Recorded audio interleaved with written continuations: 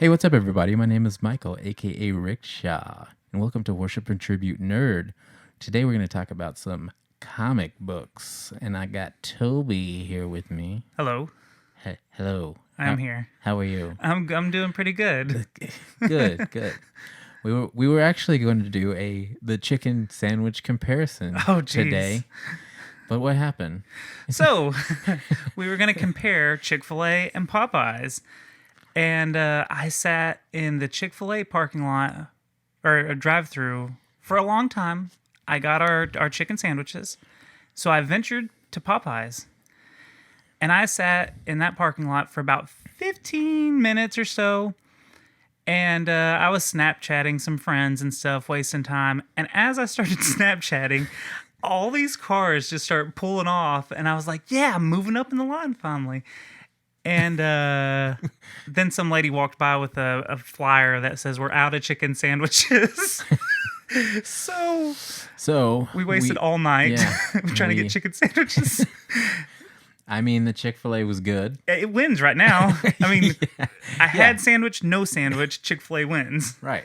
But I want that goddamn Popeyes. I do too. Now I need it too. Like, I've seen some comparisons, and people seem to be into the Popeyes a little more, honestly.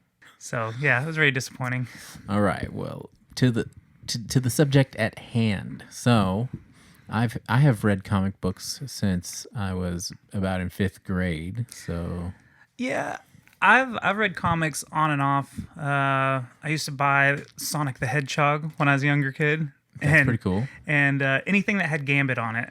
But I stopped reading for a long time, and then I picked it up a couple years ago, and I read right when Deadpool, like the Merc with the Mouth comics started coming out. I read from about that time. I think Spider-Man 600 was coming out at the time. That's when I really started getting heavy into it again. Right. And I read up until a couple of years ago and just kind of trailed off because I love Marvel. Right. Marvel's my baby. I got a couple of DC stuff and a couple other indie comic stuff that I like. Marvel was killing me. I'm an Xmen guy. Right. So I could see where what is your main reads? Well, I love Spider-Man. Okay. I was loving some of the Xmen stuff. There was some good New Mutants runs that were happening. Yeah. I think I remember that. The last thing I remember reading was right when they brought in the younger X-Men. Okay, right, yeah. And you had the young X-Men, you had the old X-Men. They were about to kill off Wolverine. Mm-hmm. And then they brought in, I don't know, it just got overwhelming. Right. I feel like that's a big okay. Unintentionally, I think it's a big part of Marvel to accidentally start piling stuff so high. Yeah. And then they're like, oh man, we got to get rid of all this clutter. And then they get rid of it all. And then they finally start focusing a little bit. And then when they get popular for those things that they focused on, they start piling it up again. You know what I mean? Well, yeah, it's like kids with toys. Like, first off, we're playing with these 4, and then we're going to go to the shelf and grab 4 more, and then we're going to grab 4 more, and then we've got a table that's just too full that we can't play with these figures anymore. Right. So let's just push them all off onto the ground and focus on the 4, the 4 that we were playing with at first. Right. And you're right. That's what they do every couple of years. It feels like, but they don't want to have a full reboot like DC does. Mm-hmm. And God, a full reboot for Marvel would be spectacular, I think. Well, I mean, for the X-Men. We are kind of getting it right now. Yes. So today we're going to talk about the new X-Men run by Jonathan Hickman. It is supposed to be a good starting point of the X-Men, and it's going to be completely different. Okay, and it's called House of X. There's also another comic called Powers of 10. I think people have said Powers of 10. Yeah, it's not Powers of X. Right. It's House of X and Powers of 10. What were you thinking? What's her name's lives? Oh, maybe. Yeah. Okay. I don't know. That's because as soon as you said 10, I was like, oh, it makes Yeah, sense now. But maybe yeah, it there might is. be 10 Okay, left. I don't so- know. Well, and the reason that we were saying of what I've been reading is because I haven't been reading for years, so I Right. have no idea what's going Right. on. So I've stayed pretty caught up to what's been happening in the X-Men world, and ever since whenever Marvel did not own the rights to X-Men movies, they were just kind of like throwing them off in the background. They were just kind of like half-assing the X-Men stories. Wolverine and the X-Men was not so good. I thought it was all right, It was but okay. I could understand why somebody would hate it. Principal Logan was not very good. Yeah. Headmaster Right. Logan, that's what it was. Right. And, I thought it was still all right, but after that, it got even worse. So, Yeah. I mean, like, there was a pretty dark time, especially when they literally tried to kill, the X-Men. Marvel's terrible about that. Like when they couldn't get the rights to Fantastic Four, they killed Right. Johnny. Right. And they were just like, oh, we don't have Fantastic Four. We have Fantastic Force or whatever that the school was. Future Foundation. That's what it was. Yeah. Right. Yeah. Yeah. Well, even in the, like, so that Secret War event that we were talking Yeah. about earlier, that's whenever the Fantastic Four officially disappeared for, like, more than a year, for sure. Right. You know what I mean? They just now came back in the comics, like, maybe middle of last year or something like that, Right. last summer. But they definitely got rid of them for a while, so... Marvel's hardcore because didn't they like stop making X-Men like movie toys to go with the movies because they were just like, Right. fuck you. Yeah, pretty They're much. bitter. They're Yeah. Well, you have to think about Mickey Mouse, and he's like, if they're not making me money, I don't fucking see shit. But I think that's what their deal was, is that they did make money. Well, Marvel made money before the Disney buyout for the toys. I don't know. I guess I don't know the timeline anymore. I think the merchandise has always been for Disney. Marvel. Oh, okay. Right. They like still get, you know what I mean? Like, but they don't want to push anything that promotes. Right. You And that's know, why they would kill off these right. certain series or just maybe sabotage certain series. Yeah, I mean and it was obvious, that it was just like, we don't have the movie rights. Fox is making them all weird, and then they were like, let's just kill them in the books. No one will notice. We'll make Inhumans the new mutants, and like everyone was freaking out. Like, what? No, fuck you. Yeah. But Marvel. anyways, it all is a big convoluted mess. We had Jean Grey die and came back like 13 years later. We had Wolverine. He died for like a couple years. He's back again. We had Cyclops. He died. He's back again. Like, Young X-Men. yeah, we had the young X-Men that came forward in time and hung out with the old X-Men. Whatever. Lots of convoluted shit. Anyways, House of X, Part 1. We have a message sent out to everyone in the world from Professor Xavier saying that he would like to meet, with government officials, whatever. And it was kind of like, in this new world that he wants to make or whatever, government officials go to this island, Krakoa, where all the mutants have been living together. And they like are self-sustaining. Like Krakoa is like producing, like giving birth to new mutants, I guess. They were like growing new mutants. Yeah, there was something weird that I wasn't quite understanding what was happening. And then also they were making their own natural resources and like stuff like that. And when they meet with the officials, like Magneto, who we all think is a bad guy. Yeah, even the officials are like, oh, and he's like, no, trust me. Yeah, he's like, I'm here on Charles Xavier's behalf. I'm talking for Charles. Yeah, and they keep asking where Charles is, and he's like, oh, he's not here. He's like, well, I'm here to talk to you, and that's it. And then there's a section of the book too where like some of the like Sabretooth and Mystique are like going to steal something. Yeah. And they're in the States, and the Fantastic Four come to stop them, and they subdue Sabretooth. And then Cyclops shows up and he's like, hey, what's up, Fantastic Four?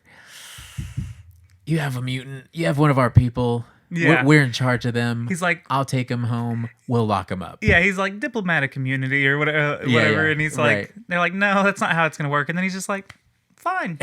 Yeah. He's just like, You win. Yeah. It's really uncharacteristic for Well, Scott to be like that too. Well, he like, you could. There's a moment where he's like, you could tell he's just like, oh man, I should. You know what? I'm just gonna go. Yeah, that's exactly what it is. He's like, and then on his way out, he's like, hey, Reed Richards, if your son ever needs a place to stay, we've got a home waiting for him because Reed Richards' son is a mutant. Yep. Right. Mm-hmm. So it's kind of like, what is happening right now? The mutants seem to be a little more cut off than they used to be. Yeah. And this isn't any timeline or anything that we know. Right. So the last time I knew, Professor X was actually not alive. He was dead. He was dead. Very dead. Yeah, and then he explains, towards the end that like mutants are going to live here and you're going to leave us alone, and that's the way it is. Yeah. You know? I like the line where he's like, are you threatening? And he's like, it is what it is. Yeah. Like he just he's yeah, like, and he's like, no, we're not here to negotiate. This is how it's gonna be. This is how it's gonna be. Yeah. So initially we're just seeing, all the mutants living together, segregated from the rest of the world. Right. And then they're saying like, nah, this is the way shit's going down. You're gonna leave us alone. And then by the end of the book, Magneto is straight up like, you have new gods now. Yeah, that was pretty intense. It's like. So that's issue 1, and you're like, what? This has never been the mentality of the X-Men. You know what I mean? Like, No. So that was House of X 1. Right. So now we're going to move on to Powers of X. Okay. Before we get to the juicy stuff. The juicy stuff. So Powers of X, we start off that with like a few different timelines. One of them is like X1. Yeah. It's year 1. Year 1. And then there's X10, which is 10 years, X100, 100 years, and X1000, which is 1,000 years in the future. Right. Or a timeline, for all we know. Right.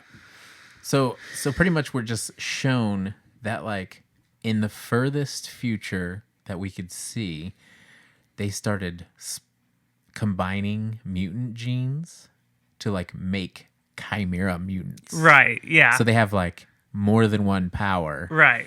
And man and machines have banded together to destroy mutants. So I think in that first issue, the other issue, I'm getting confused on which is which, but I think the government official was, I think there was a line about something about how mutants wanted to become the entire population. Like they wanted to have children with regular humans, right, to give the mutant gene, and eventually everyone's going to be humans, while the human race is like, no, you're trying to make us go extinct, which is a complete opposite of what it's always been for the X-Men. Anyways, so I'm wondering if that's why man and machine kind of thing happened, because they're like, the main point of Powers of X is to show this future that's happening where man and machine are trying to destroy mutants, and the mutants are like literally crossbreeding powers to try and survive. Right. Right. It's also showing you in year 100, Nimrod is trying to kill mutants, like always. Right. But then in year 1000, there's like a tiny Nimrod robot that's floating around with one of the mutants. So okay, I'm not sure. I'm like I said, I'm it's fucking just such confused. a mystery. Yeah, there's so much. I don't know. But anyway, so I always because I was like, man, that looks like a tiny Nimrod, and then they're like Nimrod Lesser or whatever they called it. I was like, what does that mean? So, anyways, right.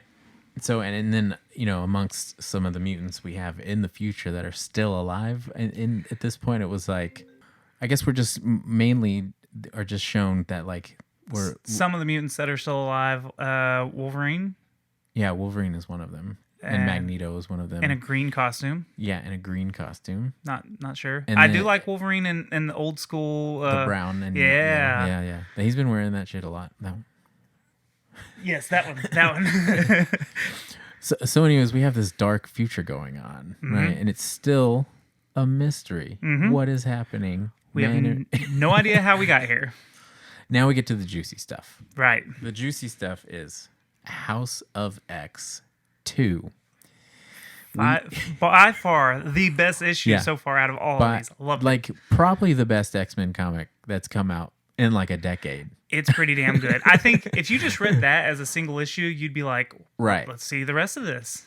So we read the first couple of issues and we're like House of X1, Powers of 10, and we're like, what is happening? Why is everything so different? Right. You know?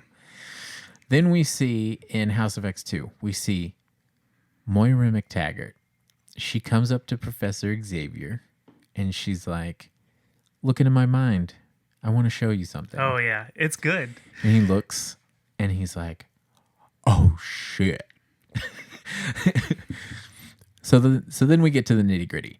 Moira McTaggart, as we know her, has always been a human. And she is like a geneticist trying to help mutants find what, like a cure? Yeah, cures or whatever the story calls for. Yeah, help them live But peacefully. It's Whatever. always a cure most of the time. Right. We've always known her as a human, and in this comic, we get to see that she is a mutant. She has the power of reincarnation. Ooh. So she lives out her whole life, has a bunch of kids. When she dies, she wakes up in the womb. She has no extra abilities. Like, she can't fly. She's not strong. She has nothing. She just dies. And retains all the information and then is reborn. And then, like, what it explained that, like, whenever she did nothing, she would just have, like, a family and just, like, live a normal life. Right. But then when she did anything, it would be her mixed up with the mutants and the humans and the... It's because, so the second time around, she already knew how to walk. She already knew all these things. Right. Like, she's already lived out the life of having a family, and she retained it all. Right. So in this next life, she tries to learn. Right. So when she dies or whatever, again, like, she does something different every single time. Uh-huh. And eventually she learns... She doesn't know that she's a mutant. She knows something about her. Right. She knows something's up. Right. Yeah, obviously. You come alive, you're like, fucking 3 lives later. No, I guess something's happening. But, like, she doesn't know that there's a name for it. She doesn't know mutant is a thing because no one is publicly out as mutants. Right. And then she meets Charles Xavier. Right. Right. And this is the timeline where she, like, gets married to him, and I think it's the first timeline where she's just working with him. oh, okay. I got mixed up because spoiler, she dies 9 or so times. Yeah. So, anyways, like they have pretty much told us that, like, so she starts realizing that she needs to solve this problem. She needs to solve the human mutant problem, which always seems to end in disaster. Right. But she has reasoning. She's like, it's not to cure everyone, it's to cure the ones that want to be cured. Right. Like ones that have spikes coming out of their eyes and they don't have eyes because they have spikes. So makes sense. Like, she is trying to she has good intentions with it. Right. But good intentions can be easily turned into bad intentions. Right. So then we start to see Groundhog Day. Basically. Of Moira's life, always ending in tragedy between humans and mutants. Right. So she becomes determined to fix the problem, and every life it ends up the same. Right. Something terrible. Right. Catastrophic. So at one point in her experimentation, she meets Destiny, someone who can see her future. This is when she actually makes the cure. She actually perfects it, and she hasn't given it to anyone. Uh-huh. And that's when Destiny pops in and breaks it and stops her from curing the mutant gene. Right. And then explains to her, "Oh, sweet child, you will only have 10 lives, maybe 11, if you do things right." Yes. And then they burn her alive. Pyro burns her alive. They burn her slow. That's what burn her slow, so she doesn't forget this death. Yes. So we have Moira McTaggart traveling through each of her lives, trying to do a scenario where everything isn't ending in mutants versus humans and machines tragedy. Right. I have one question. Was she Okay. being born to the same parents always? Like, did she Groundhog Day to the same parents every time? And just I would assume so. that was her like start point, so Right. she can. Okay. Yeah. I need clarification on that because I was like, is it a different family each time? That's neat. So then she would like okay, so we had the timeline where she married Charles Xavier, Right. and then everything ended pretty badly. Right. And then she tried going directly to Magneto in one lifetime, and then they even killed the X-Men at that in that one, but it still ended very badly. Yep. Like the world all fucked up. Did she try to help Apocalypse? She in one of her lifetimes she went straight to Apocalypse, Right. and became a horseman of Apocalypse. That's right. That's what it was. And that one still ended badly.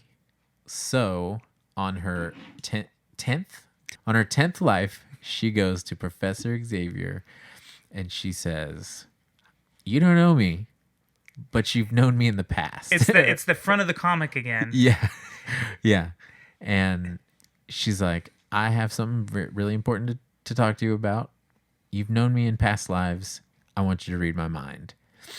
And then Professor reads her mind and sees every lifetime of tragedy between mutants and humans and machines and whatever. So now they devise a plan working with all those lifetimes of memories. Yes. So, Do you think at once when he's reading her mind, there has to be a point where he's like, "Oh, I've had sex with you before." You know that slipped into his mind, and then he's like, "Oh, death right. instruction." That's probably why he had that initial That's why reaction. he's like, "Oh." You didn't see the second panel where he's like, "Oh man, all that death," but we slept together. Can you imagine if she was like, "Yeah, look," and he's like, "Oh shit, we had sex." Yeah, she's like, that's the "No, point where he's like, look at all the "Yeah." rest." Oh, Oh, that's awful. I'm sorry, but can I go back to that? right. So that was the best goddamn issue I've read in a long time. Yeah, no, it was. I've never thought of anything like that. Like that is a super cool power. I don't know if that's ever been written for any other hero, super whatever, nothing. That was unique, Right. and and some of it looked like it was actually like calling back to certain stories. Yeah, like whenever it showed her play out one of her lifetimes, it would like show an old clip from like one of the older X-Men comics, Right. Like or like the Days of Future Past scenario, or and it was cool because it was like they're trying to show you like, yes, maybe all of this did happen, but it didn't. yeah, It happened in a Right. timeline. right, and that's what Marvel is so popular for. It's Cleaning just up like the timeline. timelines, bro. Different timeline, different reality, different Earth. Duh. Yeah. You thought 616 was 612. So just to fast forward through the rest of it, the next Powers of X was just to like introduce like I think there was 10 mutants left. It was like Okay. it was like the 10 mutants left to fight for the mutant side. And then we also realized that humans are being assimilated by the phalanx, Yeah. like the machines. So maybe they had a human, machine kind of peaceful thing going on, but then it eventually turned in to the machines being like, We forgot to mention the giant sentinel that is being built "Oh right, yeah, in space. yeah, The huge, bigger than a planet just head. I thought it was Galactus's head at first. Oh, yeah. Maybe it is. Is it Galactus? no, it's a sentinel." Sentinel? Yeah. Okay. Well, now I started thinking back and I was like, well, purple and space. Yeah, it was like, it was a sentinel that was making master molds. Oh, yeah. Right? Yeah, that's what Yeah. it was. Yeah. That's ridiculous. To anyone that doesn't read comics, you're probably just going to be confused. No, yeah. throughout This is, again, you literally have to read years and years of X-Men comics to even... Again, I haven't been reading in a couple of years, and I'm lost. Right. And I know a lot of this stuff, but it's like... But, again, this is a crazy story. This Right. isn't your typical, like, hey, we're kicking off. This is like or 12 with House of X and Powers of 10. It's like a 6 of each, so Mm-hmm. 12 issues. So it's like a 12 issue attempt at like resetting every bit of junk that they've done to the X-Men. Yeah. I liked some of it, but I mean, there's been good story yeah, there's arcs. lots of good I mean, stuff. it's just like all the in between stuff is kind of meh. Right. Wolverine's in 50 comics. It doesn't make sense. I know, right? He's just he part couldn't- of every team. Like I said, I'm going back to him being the headmaster. During that run, he was also in X Factor, and he was also in China in another series, and he was brutally murdering people. But then he's the headmaster over here, and they even referenced it, so it was canon that he's brutally murdering people. But then he goes back and he's like, "Don't run in the halls." Like that's why I got burnt out on it. Right. It's because stick with one thing. Stop branching off, and that's what they do too much. Right. But there was some good stuff in there. There was good times. I was really into whenever like Cyclops was kind of just like A badass. putting together X-Force and like killing people secretly. Like, Yeah. When he was cool. I think everybody gives Cyclops a really hard time. I think a lot of people are very misinformed. I feel like that only started when the movies came out Right. because Wolverine's, kind of making him look like a chump the whole time. Exactly, and Cyclops will throw fists with Wolverine. Yeah. we've seen it happen. He was badass in the cartoon back in the day. Yeah. It was just those Yeah. movies that everyone's like, "Oh, he's a Boy Scout." right. Well, I mean, he's like a dark Boy Scout. Yeah. Like he's You don't just leave him alone with matches. Yeah, like But if you watch him, he'll show you how to start a campfire and everything. I mean, Cyclops is like the Captain America of the X-Men, but with way more dramatic past. You know what I Yes. mean? Like, hey, don't bring that up. Yeah, don't talk about his family. Yeah, don't talk about family stuff around Cyclops. And then he's like, it's pretty noble that like every girl that you've ever dated is like a psychic. So you just have to like think whatever you think and Yeah. just go with it. Just like, yeah. Yeah, you can't. Do I look fat in this dress? No. Don't second guess yourself. I'm saying no. God, that'd be so terrible. But I didn't yeah. think about that. I'm Team Cyclops. Nobody gets it. I like the Schism stuff. The Schism stuff was good. With that's when Wolverine and Cyclops really started butting heads, and the pink-haired guy, what's his name? Pink-haired kid, Quentin. He was the cause of a lot of the trouble. That was a good series. I never read that one. It was okay. It was good. Pretty good. It was okay. Yeah.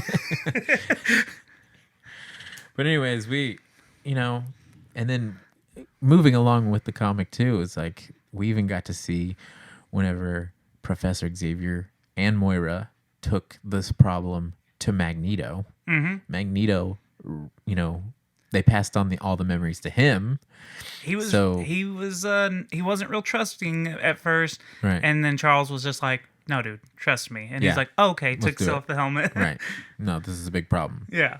It's like when somebody like shit the bed or something. Trust me. It's you don't want to go in there. It's we've bad. got a problem. Just know it's bad. You're like the only guy that I can talk to about this. Really. So yeah, this really resets all the history, like between the X-Men and the Brotherhood and everything, because like they've teamed up early on, it seems like. Right. And I feel like they, even with like that little plot with Mystique and Sabretooth stealing something, that was something they all needed. Mm-hmm. But they were playing the villains. Right. You know what I mean? I think so it's so. like everyone's on the same, every mutant is on the same team right now. Because Mystique comes in there and they're like, they caught Sabretooth, and Magneto's kind of pissed at first, and then Charles walks up and he's like, "Nah, that's good. We got what we needed." Yeah. And you're like, whose side are you on? Yeah. So, and then we fast forward to the future X-Men, the ones that are left, and we see that they were being led by Apocalypse. Kind of blew my mind. This is the X100. We're in the 100-year mark right now. So now we're seeing that this is the plan of that one. Mm-hmm. I think the House of X is the 10th version of life, which eventually lead to all of these chimera and like super powerful mutants. Right. Led by Apocalypse. And they fight Nimrod for information. Yes. They bring the information to Moira. They like let her absorb it. This is a future Moira. Future Moira. And she's got this thing on her chest. Like an upload. Apocalypse. So the data that they stole in one of the other issues, Apocalypse created it into a crystal. Yeah. Like an upload. Yeah. Like a human upload thing. Yeah. Like a jump drive. Yeah. Right. And they stab it in the hole. So she has the information they need, which none of us know what that is. No, we don't know what it is yet. And they kill her to send her on her way. Wolverine kills her. Yes. And it's cool. He's like, I don't know if I can do this, bub. And she's like, but you're the best at this. Or This she is says, what you do. Yeah, This it's is what you do. That's do. what it is. It's just what you do. And he turns around and he's like, yep, I guess so. Murder. This is what I do. And then it jumps to the 1000. Right. And I don't know what the fuck's happening there because that's when I think Little Nimrod is there, and I don't know what's going on. Yeah, it's a big mystery, but I think we're we're caught up. Yeah, We're caught up. Yeah, we are caught up. it's confusing. It is confusing. I will try to edit this a little bit less convoluted. It's fun though. I'm really enjoying this, even though I've been out of the comics reading for a while. Like I've just been reading older stuff. The first two issues, I will say, I was like, oh, "Fuck, what are you making me read?" I really was because I was just like, "This hurts." Yeah. But then I read that second issue of which one was it? House of X. House of X. Moira, the life and It was times so of Moira. good. That sucked me in because Yeah. now I'm like, oh, so that's what I was. Now what I'm interested in is. Destiny said 10 lives, 11 if you do it right. Right. That was her 10th life when Wolverine stabbed her. So this 11th. Now here's the catch. The reason she says 11 is because if she dies before her mutant ability kicks manifest, yes. When it finally kicks in, when you're a teenager, when your hormones are kicking in. Mm-hmm. But if she dies before they kick in, she's done. Yeah. So that's got to be what the rest of this is about. Is like we got to keep this bitch alive just until she, hits puberty. Right. But who will know? Destiny. Oh, Destiny. But see, that's what I don't know. Does Destiny, because she says, "I'll find you every time you try to do this. If you try to cure mutants, I'll find you every time." Uh-huh. So it makes me believe that Destiny kind of like knows. Well, I guess she knows all because it's God dang it, comic books. I think I just mentally break stopped and just was like, oh, that makes sense. Well, it's interesting to like be halfway through the story and have so many questions because we're gonna end up with the new Xmen run that happens right after this, right? And it's gonna be all the new teams of Xmen, right? And how they exist in this world. In this new version. Right. Some of them aren't even X titles, which is weird to me. I don't know. All of the new ones look pretty weird for what they're doing. Like, it's weird to me to even name an X group not an X name. Yeah. You know what I mean? X Factor. Yeah. X New Mutants. X4. X Generation X. Yeah. Excalibur, yeah. You know what? One of these issues had some kind of quote or something about fallen angels. Oh, really? I think Apocalypse said something about fallen angels or something. Maybe so. Huh. Interesting. All of it looks really interesting. And I guess we're just going to have to see how it goes. Yeah, no, I'm excited to keep reading it. Like, I am legit excited to keep going. I'm glad you talked me into reading the 2 terrible issues to get to the one that was badass. I mean, 1 was amazing, too. But you just didn't know. No, yeah, I didn't know what was happening. Now that I've read as far as I have, and I can look back and be Right. like, oh, that makes more sense. Right. It is good. But as someone that just walked into a comic book store, picked it up off the shelf, you'd be fucking lost. If you knew nothing about X-Men. But we're all lost. Like I said, I've read up to this point. But that's what I'm saying. Right. as someone that has been reading for years, you kind of like, okay, Expect I'm something. lost, but this is all familiar enough. Right. Let's see where it goes. Someone that's never picked up a comic before, I think this would be a real problematic run to start with. You think so? Yeah, because even like I said, even though I haven't read in a couple years, I was way fucking lost. Right. So, And what's up with Professor? He's giving off a little creep vibe, isn't he? yeah, and why can he walk? I don't know.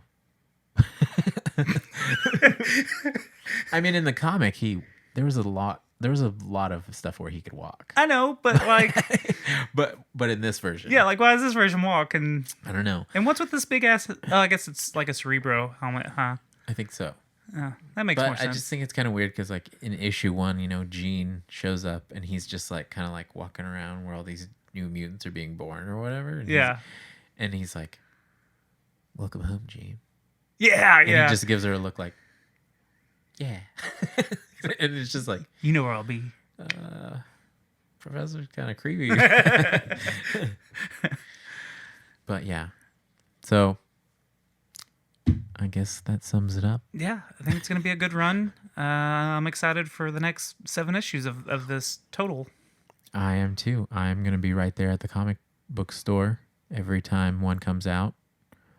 Are we going to come back once this wraps up and see where it led should, to? yeah. Okay, yeah, Yeah. I'm totally in. Yeah. All right. And that's our comic book video. Read X-Men comics. Go pick it up. Go get confused with us. Maybe you should read them first and then come listen to us talk and maybe clear up some stuff. Spoiler alerts. Yeah. You know what? Like, go read them, and then you'll know what we're talking about. Just die and remember everything that happened and be reborn and read these. Yes. Here you go. All right. Remember to like, share, leave us a comment. What was the best X-Men run? Who is your favorite X-Men? All right. See you later, nerds.